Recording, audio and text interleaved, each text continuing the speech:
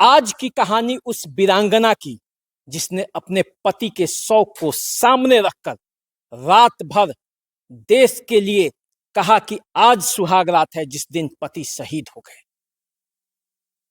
उस वीरांगना की कहानी जिसने देश से शादी की और ये संकल्प लिया कि जब तक देश आजाद नहीं होगा हम अपने संतान को इस देश में पैदा नहीं होने देंगे।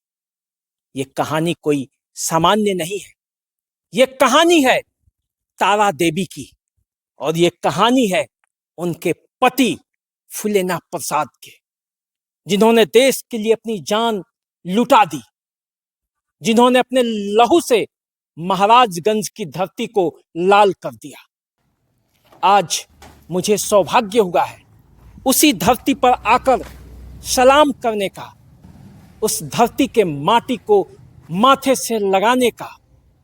ये कोई सामान्य जगह नहीं है, ये उन वीरों की जगह है जिसको याद करके हमारे आने वाले पीढ़ी को इस देश के स्वतंत्रता आंदोलन की जो कहानी है उसे जानने और समझने का मौका आएगा।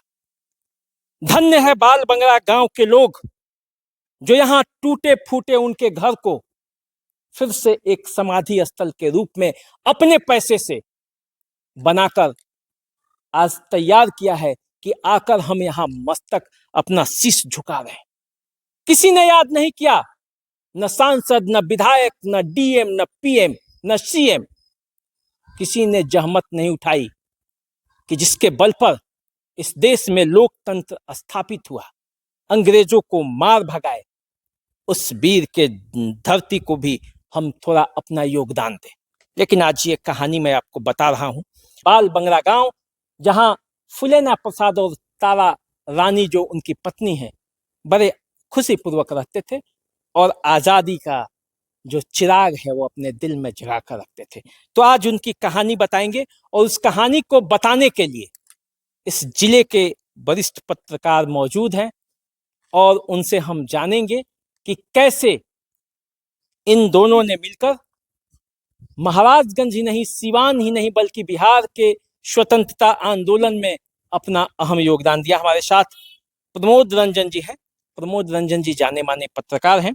जब हम इस देश में 79वां जब स्वतंत्रता दिवस मनाने जा रहे हैं तो उनके स्मृतियों को याद करें। प्रमोद जी, देखिए कैसा देखते हैं आप फुलेना बाबू को? देखिए, फुलेना बाबू तो वीर बांकुड़ा थे, इसमें कहने की कोई ज़रूरत नहीं है।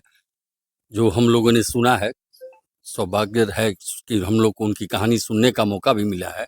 अपने पूर्वजों से लोगों ने बताया जिस तरह कि जब अंग्रेजी हुकूमत महाराजगंज में अपना दबदबा कायम की हुई थी तो फुलेना बाबू अंग्रेजों भारत छोड़ो के नारे के साथ हाथ में तिरंगा लेकर, और जो महाराजगंज में थाना था, जो शहीद स्मारक है वही थाना था, जो महाराजगंज में जहाँ फुलेना बाबू का स्तंभ बना हुआ है, वहाँ वो पहुँच गए और वो ललकारने लगे, अंग्रेजी हुकूमत को ललकारने लगे और तिरंगा लेकर आगे बढ़ने लगे। अंग्रेजी हुकूमत ने उन्हें रोकने का प्रयास किया लेकिन वो रुके नहीं। पहली गोली लगी, दूसरी गोली लगी, तीसरी गोली लगी, 7वीं गोली लगी, 8वीं और 9वीं गोली पर वह वीर बांकुड़ा वहाँ शहीद हो गए और उनके शहादत पर आज वहाँ एक शहीद स्मारक का निर्माण हुआ है। और उनके साथ उनकी पत्नी तारा रानी भी थी, जिन्होंने उस लहू को अपने सर से लगाया और कहा कि आज मेरे पति शहीद हो गए इस देश के लिए, मैं भी यहाँ शहीद हो जाऊंगी। लेकिन तब तक लोगों ने उनको पकड़ लिया, भाई बहुत हंगामा हुआ। तो फुलेना बाबू की वीरता को जितना दर्जा मिलना चाहिए राज्य सरकार से या देश की सरकार से, वह मिला नहीं। आज भी फुलेना बाबू का ये आप स्थल देख रहे हैं, हम लोग यहाँ पहुंचे हुए हैं। देखिए, ये पूरा गांव के लोगों ने इसका निर्माण कराया है, कोई इसमें राजकीय कोष से कहीं कोई निर्माण नहीं है। जबकि यह यहाँ एक भव्य स्मारक होना चाहिए ताकि आने वाली पीढ़ी को यह मालूम हो सके, उनका जीवन वृत्त यहाँ होना चाहिए ताकि लोग पढ़कर ये समझ सकें कि फुलेना बाबू क्या थे। लेकिन ये सब कुछ नहीं है। लेकिन फुलेना बाबू अमर हैं और अमर शहीद फुलेना प्रसाद जो कहा जाता है वो सही कहा जाता है। फुलेना बाबू अमर हैं और आजीवन अमर रहेंगे। आने वाली पीढ़ी, सरकार बताए या ना बताए, आप बताएं या ना बताएं, हम बताएं या ना बताएं, लेकिन आने वाली पीढ़ी को ये जानकारी लोगों से मिलेगी जरूर कि फुलेना बाबू कौन थे। तो देखिए, बाल बंगला गांव है और बाल बंगला गांव का ये जो जगह आप देख रहे हैं, जब मैं कैमरामैन से कहूंगा कि पूरा दिखा दीजिए, ये जगह फुलेना बाबू का घर था कभी। और इस घर को जब उन्होंने चूंकि संकल्प लिया था तारा रानी और फुलेना प्रसाद ने कि जब तक देश आजाद नहीं होगा, जब तक देश आजाद नहीं होगा तब तक इस धरती पर अपने बच्चे को पैदा नहीं होने देंगे। तो क्या हुआ कि उनके बाल बच्चे तो थे नहीं, तो गांव के लोगों ने चंदा एकत्रित करके इस स्मारक को बनाया है ताकि ये गांव में उनकी याद जिंदा रहे। किसी ना एमपी, किसी ना विधायक, किसी ना डीएम एसडीएम, किसी ने सुधि नहीं ली। सुधि लिया तो उसी गांव के लोगों ने, जिस गांव का एक लाल महाराजगंज में देश को आजाद कराने के लिए शहीद हो गया। तो चलिए, उनकी यादें हमेशा देशवासियों के लिए गर्व का विषय बनता रहेगा। भले नेता याद करें या ना करें, भले प्रशासन याद करे नहीं करें, लेकिन वो देशवासियों के दिलों में रहेंगे।